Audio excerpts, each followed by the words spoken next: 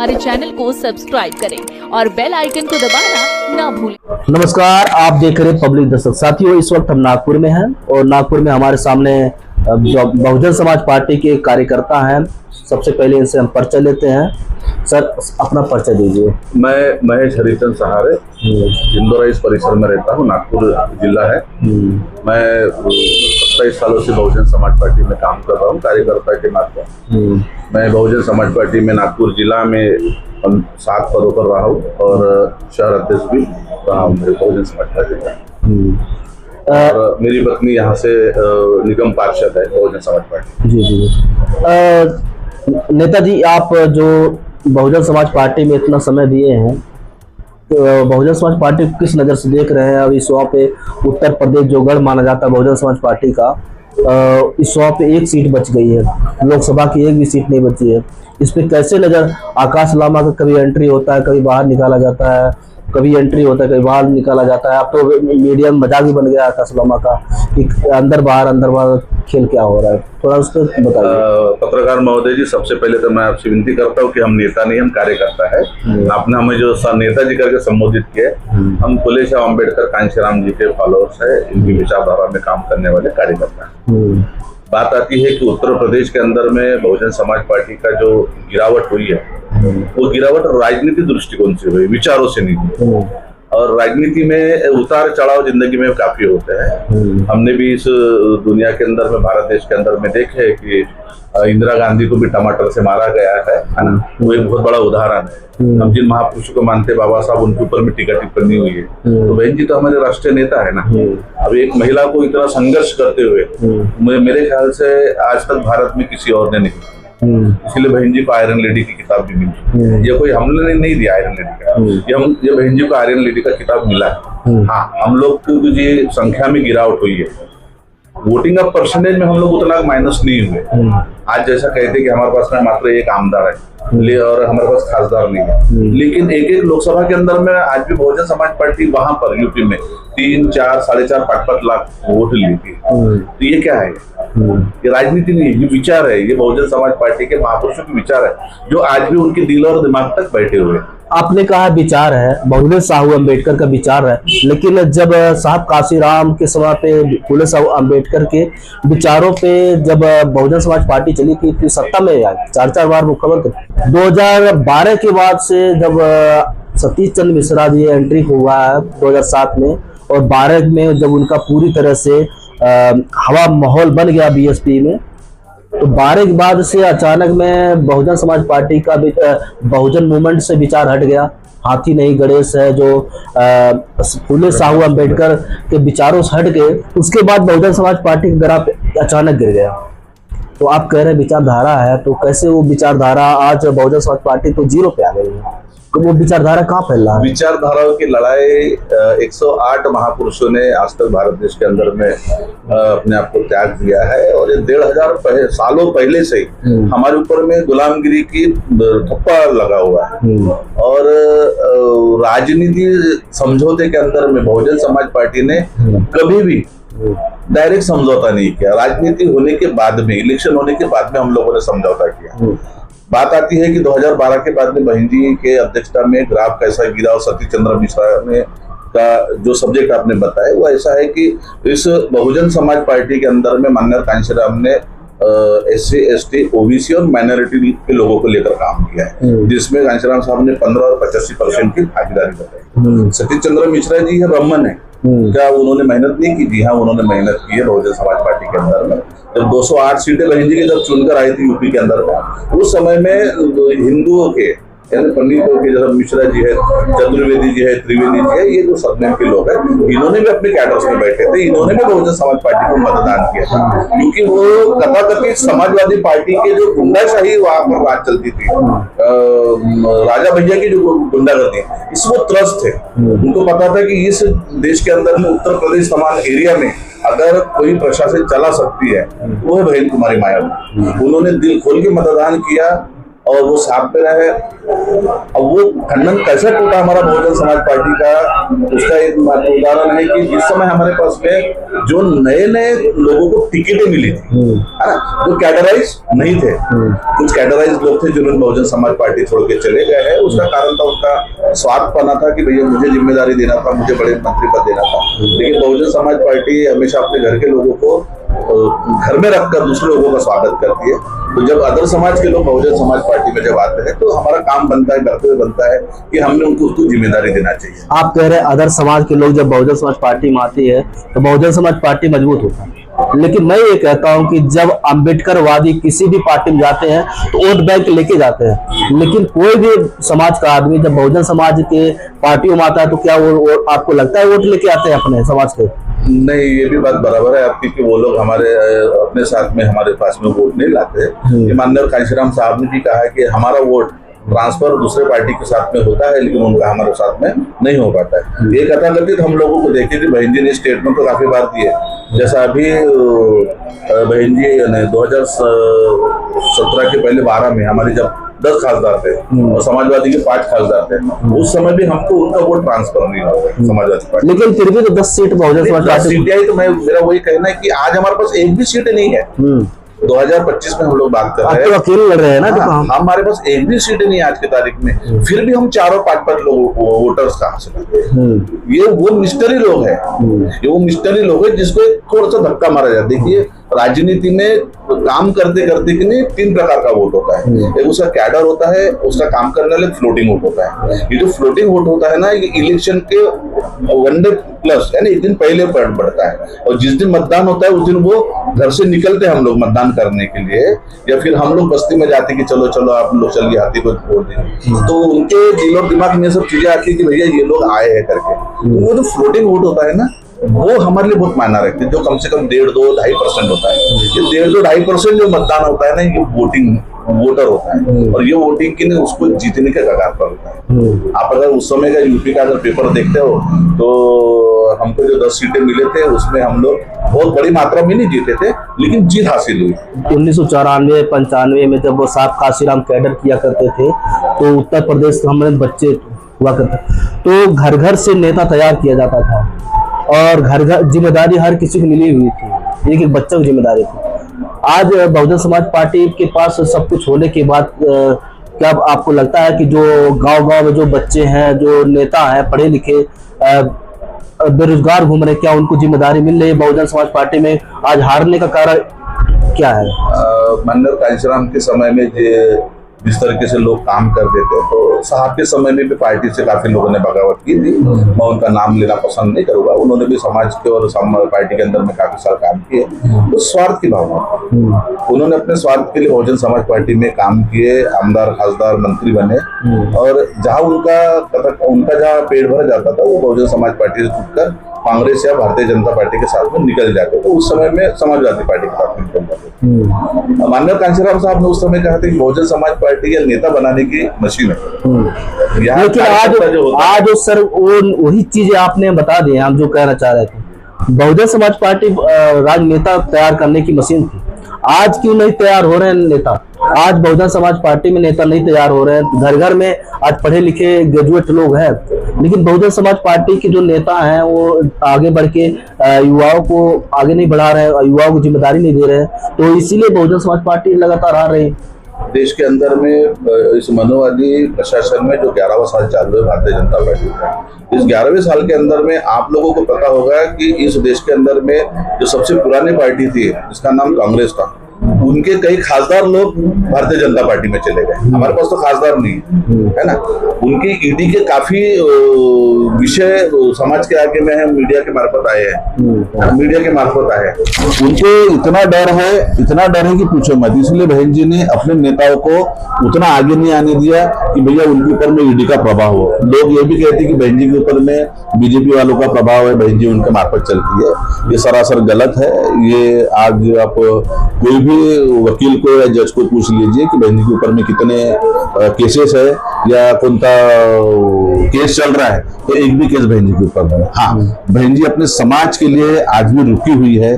वो रुकने का कारण था कि आंदोलन में जब हमारा संघर्ष करता कार्यकर्ता जब जाता है तो ये मनुवादी लोग उनके ऊपर में 2-2, 4-4 साल, 5-5 साल उनको जेल में डालते हैं और उनको निकालने नहीं देते। तो एक घर का बच्चा अगर वो जेल में जाता है तो उस बच्चे के माता पिता, उसके भाई बहन या शादीशुदा औरत जो मिसेस होती है, बच्चे होते हैं, उनका परिवार टूट जाता है। तो बहन जी को परिवार को बचाना भी चाहते हैं, लेकिन बिल्कुल सड़क पे नहीं आना, समाज के लिए बात नहीं करना, समाज पिट रहा है। आज के डेट में गली गली में अम्बेडकरवादी दलित मूवमेंट के लोग मारे जा रहे हैं डेली।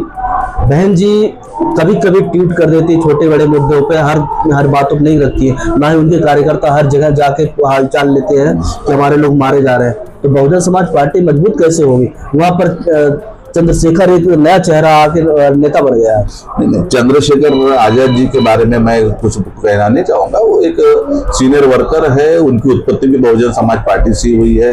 वो भी आंदोलनकारी कार्यकर्ता है। देखिए, कार्यकर्ता 2 प्रकार के होते हैं, या नेता 2 प्रकार के होता है, जिसमें गरम दल और एक नरम दल कहा जाता है ना। बहन जी आज नरम दल से काम करती है और चंद्रशेखर आजाद जी है वो गरम दल के हिसाब से काम करते हैं। लेकिन उनकी जो उम्र है, बहन जी की उम्र में बहुत फर्क है। काम तो करना पड़ेगा समाज में। आज चंद्रशेखर आजाद जी जिस तरीके से काम कर रहे हैं ना, वो काम बहन जी अपने समय में करती है, महिला रहकर करते हैं, जिन्होंने अपना घर छोड़ दिया। बहन जी को रेडीमेड कोई चीज मिली नहीं है। बहन जी ने चीजें सर ऐसा है, समय के साथ परिवर्तन होता है। काम करना जब तक आदमी करता है तब तक नाम रहता है। जब जिस दिन काम करना बंद हो जाता है उस दिन उसका नामो निशान खत्म। आज ग्वालियर के अंदर में, हाईकोर्ट के अंदर में बाबा साहब का पुतला नहीं लगने के लिए आजाद पार्टी के लोगों ने संघर्ष किया। मैं आया अप्रिशिएट ने किया। हाँ, बहन जी ने भी किया। वो लोग आए, लेकिन उनके कार्यकर्ताओं को अंदर डाला गया है। आज क्या करे आजाद पार्टी के नेता लोग वहां पर? कुछ नहीं करे उन लोगों के लिए। बहन जी ने भी उसके लिए कार्यकर्ताओं को बोला, हम लोग भी सड़क पूछ रहे हमारे कार्यकर्ता, लेकिन हम यही सोचते हैं कि हमारा कार्यकर्ता जेल में नहीं जाना चाहिए, है ना, क्योंकि उसका एजुकेशन खराब हो जाता है। एजुकेशन खराब होने के साथ उसके परिवार में वो डिस्टर्बेंस आ जाता है, उनके घर का वातावरण एकदम खराब हो जाता है। इस कारण बहन जी भी राजनीति करना चाहती है तो उसके घर को साबुत रखकर करना चाहती है। हाँ, मैं इस चीज से बिल्कुल समर्थन करता हूँ कि आज आजाद पार्टी के जो नेता है वो थोड़ा सा आगे आए हैं। ठीक है, ये राजनीति है। एकदम से माननीय कांशीराम सिंह देश के अंदर में सिंगल पर्सन ने, एक अकेले आदमी ने बिना भाना के एक आंदोलन से इतना बड़ा आंदोलन तैयार किया इस देश के अंदर में, है ना। वो तो उनको तो राष्ट्र में हाथ में कुछ नहीं मिला, उन्होंने मेहनत करके उन्होंने हाथ में। तो उसके साथ में जब बहन जी ने संघर्ष की तो उनका संघर्ष हम भूल नहीं सकते। आजाद जी को तो रेडीमेड चीजें मिली है ना, उनको तो फुले शाहू अम्बेडकर कांशीराम तो रेडीमेड मिले है ना, उनके दिमाग में जो आई है वो रेडीमेड मिली है उनके पास में। वो होने के कारण बहन जी और कांशीराम साहब ने तो लोगों तक पहुंचने की कोशिश की है। बहन जी ने तो लोगों तक पहुंचकर कैडर कैंप देना, लोगों को समझाना किया ना। ये तो ऑलरेडी उस कैडर कैंप में बैठने वाले लोग है ना। आज बताइए, इतना संघर्ष होने का बहन जी 3 बार इलेक्शन आ रही है लोकसभा का स्टार्टिंग में। मान्यवर कांशीराम साहब आ रही इलेक्शन, लेकिन आजाद जी नहीं हार पाए। उसका कारण था कि आजाद जी को समर्थन करने के लिए समाजवादी पार्टी और बीजेपी, ये दोनों ने उसको जिताने का काम। बिहार में चुनाव है और बिहार में बहन कुमारी मायावती ने फिर को लॉन्च करने दोबारा नेशनल कोऑर्डिनेटर बनाने के बाद बहन जी ने कहा कि हम 15 सीट लेके आएंगे। क्या गणित लगाते हैं हर बार? नहीं, बहन जी का राजनीतिक दृष्टिकोण बहुत ऊंचा है। मैं उनकी दृष्टिकोण उसकी ऊंचाई तक जा नहीं सकता। एक छोटा सा कार्यकर्ता हो, हाँ, लेकिन एक नेता अपने कार्यकर्ताओं का मनोबल बढ़ाने के लिए बहुत सारी बातें करता है, जिसमें नितिन गडकरी और तुम्हारा अमित शाह और नरेंद्र मोदी ने भी कहा था कि भैया 15 लाख रुपए हमारा एक जुमला था, है ना। वो जीतने के बाद में उन्होंने कहा था, ये मीडिया को मालूम है। तो क्या मीडिया उसको कैच कर पाए कि आप लोग झूठी आश्वासन देते हो करके? आज मीडिया तो मोदी यानी क्या बोलते, मोदी मीडिया हो गई, है ना। मोदी मीडिया जो भी हो चुकी है, उनके क्या वो लोग कोई क्वेश्चन नहीं करते। हमारी नेता जो संघर्ष कर रही है वो समाज के कार्यकर्ताओं के बहुत संघर्ष कर रही है। हाँ, लेकिन आप देखिए कि जिस तरीके से बहन जी का जो दिल्ली का हाउस खाली करवाया गया, इसके बाद की राजनीति में बड़ा उखाड़ आएगा। उखाड़ आएगा। बहुजन समाज पार्टी की ताकत क्या है ये भी लोगों को दिख पड़ेगी, क्योंकि इस देश के अंदर में दबे कुचले पीड़ित लोगों के लिए ऐसा दिल्ली का जो हाउस है वो खाली करवाने का क्या कारण है? अब उसका राजनीतिक दृष्टिकोण बहुत बड़ा है, उसका बहुत बड़ा राष्ट्रीय दृष्टिकोण। तो क्या था, कांग्रेस का दिया हुआ है? नहीं, कांग्रेस का देखो, जो सत्ताधारी रहेगा उसके शासनकाल में मिलेगा ना वो सब चीजें। आज अगर भारतीय जनता पार्टी की सत्ता है तो उनके मार्फत मिलेगा ना वो चीजें। जो खाली करने का जो दृष्टिकोण जो खाली किया गया राजनीतिक विषय है, वो राजनीतिक विषय में मुझे बिल्कुल नहीं जाना है, क्योंकि मुझे अपनी जमीन सोचना है। मैं जिस इंदौरा में रहता हूँ, इस इंदौरा में मैं क्या कर सकता हूँ, फुले शाह अम्बेडकर विचारधारा को, कांचीराम साहब की विचारधारा को, BM बहुजन समाज पार्टी के कार्यकर्ता को कैसे आगे लेकर जाए। मैं अपना घर अगर बनाने की कोशिश करूंगा तो मेरे समान असंख्य लोग हैं इस देश के अंदर, वो अब अपना घर बनाए। महाराष्ट्र में किस नजर से देख रहे हैं BS बहुजन समाज पार्टी को आप? महाराष्ट्र में तो सभी बहुजन पार्टियां बिखरी पड़ी हुई है। हाँ, महाराष्ट्र के अंदर में हम बहुत दुविधा अवस्था में चल रहे हैं, क्योंकि यहाँ पर पहले से ही प्रतापित रिपब्लिकन पार्टी ऑफ इंडिया माननीय हमारे डॉक्टर बाबा साहब अम्बेडकर हमारे लिए आदर्श है, और वो आदर्श तो हम कभी मिटा नहीं सकते, और ना ही ऐसे आदर्श कभी जन्म ले। आठवले जी ने तो विलय कर दिया है बीजेपी में। नहीं, आठवले जी तो हमारे लिए बहुत बड़ा मुद्दा नहीं विषय, ये तो सभी चीजों को लोगों को बाबा साहब को तो बाबा साहब की पार्टी को आसानी से विलय कर दिया। तो यही कहना चाह रहे हैं ना कि ये बाबा साहब का विरोध जिसने भी किया, जैसे महाराष्ट्र के अंदर में बोरकर ने किया, वासनिक ने किया, त्रिपुरे ने किया, है ना, करवाड़े ने किया, बाबा साहब का विरोध जिन जिन लोगों ने किया, शेड्यूल कास्ट लोगों में से कांग्रेस ने उनको देसी की भट्टियां दी, उस समय पेट्रोल की लाइसेंस दिए, स्कूलें दिए, क्योंकि उनको बाबा साहब के विरोध में आदमी चाहिए थे जो तैयार नहीं हो सकते थे, तो उनको वो सब चीजें मिली है उस समय में। तो वही वंश है आठवले जो सत्ता रही है, कांग्रेस के साथ में भी रहे वो लोग। ये कांग्रेस के साथ में नहीं रहे क्या? वो रहे, वो आज बीजेपी के साथ में। कल अगर दूसरी प्रकार कोई दूसरे संगठन अगर या पार्टी देश में PM बनते हैं, उसके साथ में। अच्छा, आप लोग बार बार यही कहते हो हम बीजेपी के साथ नहीं मिले हैं, लेकिन 3 बार सरकार जो उत्तर प्रदेश में बहुजन समाज पार्टी बनी है, वो बीजेपी से हाथ मिलाने की बात बनी है। वो सरकार हमारा इलेक्शन होने के बाद में मिला है हम लोग को। अच्छा, तो मतलब गठबंधन तो हुआ है? नहीं, गठबंधन इलेक्शन होने के बाद में, हमने साथ में मिलकर इलेक्शन नहीं लड़े। साथ में मिलकर इलेक्शन लड़े रहते हैं और वोट मांग रहे तो बात अलग थी। हमने हमारी सीटें को एक जगह स्थापित किए और हमने बार्गेनिंग पावर लिए, जिस तरीके से समझौता अपने हमारे लिए किए, हमारे समाज के हित के लिए किए। बाबा साहब के जाने के बाद में दादा साहब गायकवाड़ के साथ में कांग्रेस ने जिस तरीके से समझौता किया था, 431 सीटों में 1 सीट जिससे आप लड़ाई कर रहे हैं उसे समझौता भी कर रहे हैं, तो क्या नहीं लड़ाई मैसेज किया जाता है? उस समय की लड़ाई कांग्रेस के साथ में थी, भारतीय जनता पार्टी के साथ में नहीं थी। जिस समय की बात करें, पहली बार 95-94, उस समय हमने बीजेपी के साथ में समझौता किए थे। माननीय कांचीराम के साथ उस समय हमने समाजवादी पार्टी के साथ में भी किए।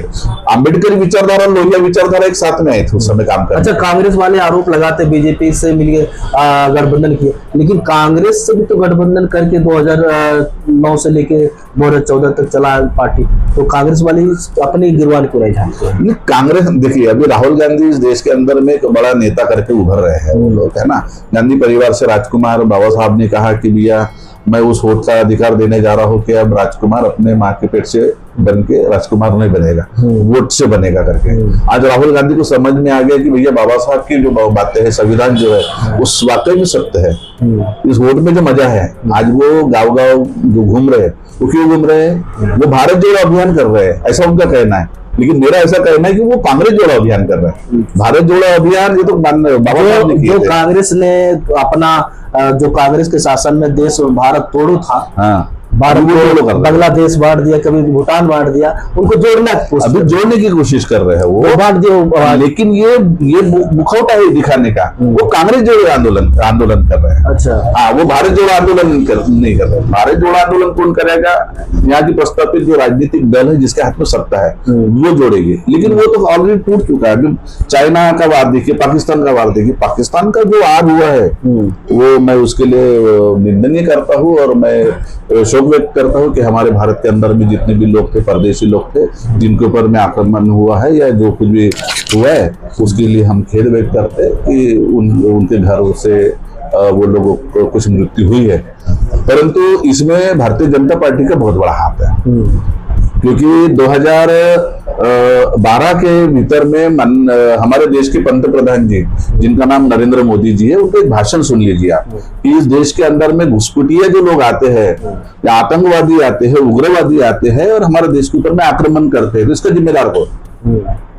तो उन्होंने, उनके शब्द है, मैं आपको वो लगे तो आप उसको देख लीजिए।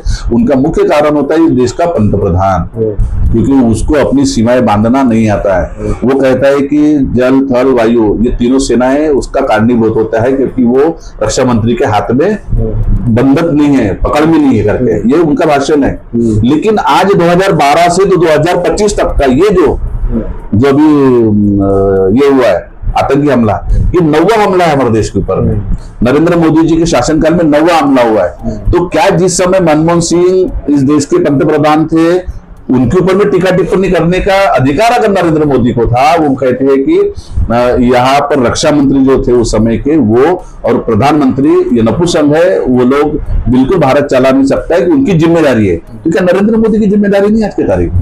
क्योंकि घुसपैठा कैसे घुस के आ रहे हैं। अमित शाह 3 तारीख को जाते और बोलते कि कश्मीर ठीक है। 9 तारीख को जितना बड़ा कांड होता है, इस देश के गृह मंत्री क्या कर रहे हैं, है ना? तुम्हारे राजनाथ सिंह देश के विदेश मंत्री, रक्षा मंत्री है, वो क्या कर रहे हैं? अरे ये जब बाहर में थे, हमारे देश के पंतप्रधान देश के बाहर में थे और अरब में कुछ तो भी, तो जब उनको पता चला कि भारत में इस तरीके का व्यवहार हुआ है, कुछ लोग मारे गए हैं पाकिस्तान की तरफ से, तो उन्होंने सबसे पहले कश्मीर जाना था। सर हमारे चैनल को सब्सक्राइब करें और बेल आइकन को दबाना ना भूलें।